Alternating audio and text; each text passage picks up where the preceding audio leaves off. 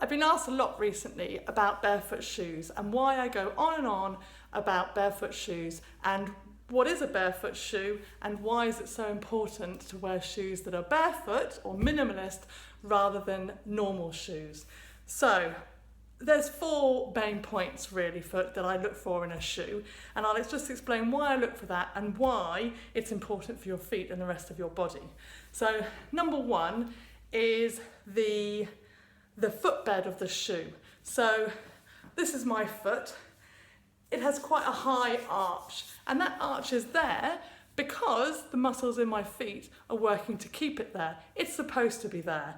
So if I have a shoe that has a very supportive, cushioned inside and an arch support, then eventually my arch is going to just give up working and start to collapse, and the whole foot will roll in. So obviously if I've got something intrinsically wrong with the musculature of my feet and it's really painful for me not to have an arch support, then you would want to transition from using an arch support slowly.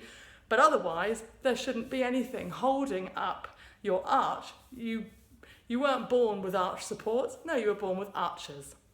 So number 2 is the width of my feet. So my feet look like that, pretty wide, splayed toes. There should be, when you splay your toes, when you put them up, there should be spaces between your toes because they spread on the ground to help you grip if the floor is slippery. So if you see a shoe like this, and then you try to match it up to a foot like this, you can see it doesn't fit. There's no way that can fit. So if my foot is inside this shoe, my little toes are being squashed in, my big toes being squashed in, I'm going to get calluses on my little toe, I'm going to get a bunion growing out of the side of my foot, of my big toe, not to mention all the muscles of my feet that are not working and the bones that have got no space, so that will affect all the way up my leg because the bones of my feet will not be happy. So number 1, I'd look for a really wide toe box. So this toe box of this shoe is wide and it matches, you can see, pretty much matches my foot. So if my foot's in there, I can't feel the sides of the shoe. My toes are quite happy. Obviously I can at the back because my foot's pushing against it, but in the toe bit, I can't feel it. So wide toe box, number 3. No, that was number 2. Number 3 is I would look for a shoe that's flexible. My foot needs to be able to move. It has loads of different directions of movement, and it's got loads of muscles in the bottom of the feet that need innovating. They need moving. If I have a shoe on, like this one, this is obviously not mine, this is hubby's, which doesn't really move, doesn't really flex in many directions, has a heel, we'll talk about that in a minute, then as I'm walking along, my foot is just going to stay in the same shape. Here's my foot walking like that, step, like that, step. As it hits the floor, it's going to be stuck in that same shape. There might be a pebble, nope, foot's the same shape. There might be a little slope, foot's the same shape. Along with this goes walking on flat, hard surfaces. That's also the same shape. So your foot should be allowed to move in loads of different directions. So you should be walking on uneven ground, as we naturally should do, allowing for tree roots and stones and slippage, and using that adjustment within our feet, going all the way up our body. And it should also be able to get that through your shoe. So of course you might walk on broken glass, you might walk on dog poo if your feet were actually bare, and it would also be really cold in the winter.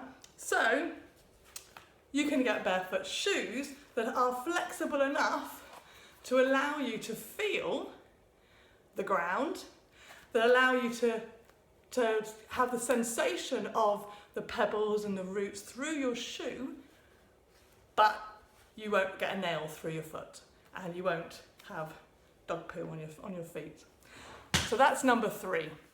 Number four, as I said, was the heel.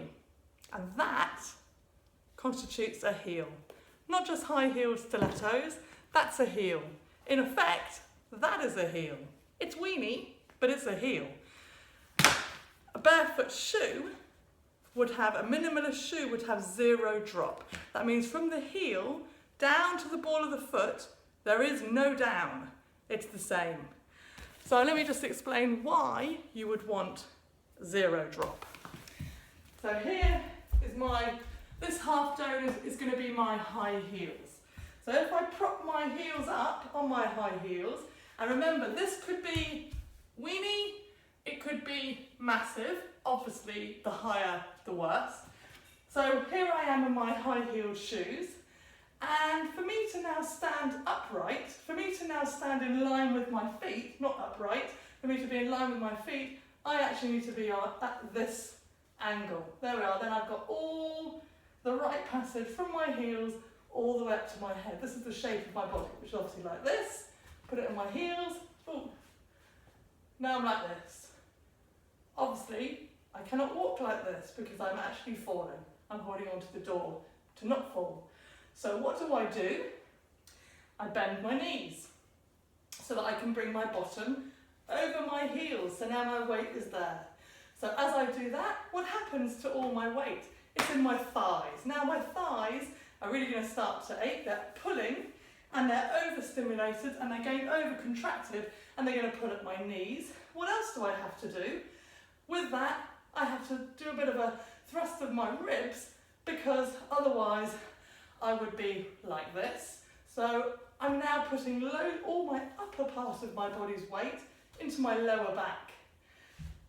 The third section of the thing I'm doing here is putting all the weight into my toes. So my poor little toes that only have tiny muscles in it that are not weight-bearing muscles are now supporting pretty much all my weight, or a lot of it. So I'm like this, or I'm like this, or I'm like this, but I'm not like this, with the weight over my heels, with most of my weight driving through my spine, over my pelvis, down through the bones of my leg, into the floor. So, barefoot shoes, definitely the way forward, way more comfortable. When you get used to them, you'll never look back.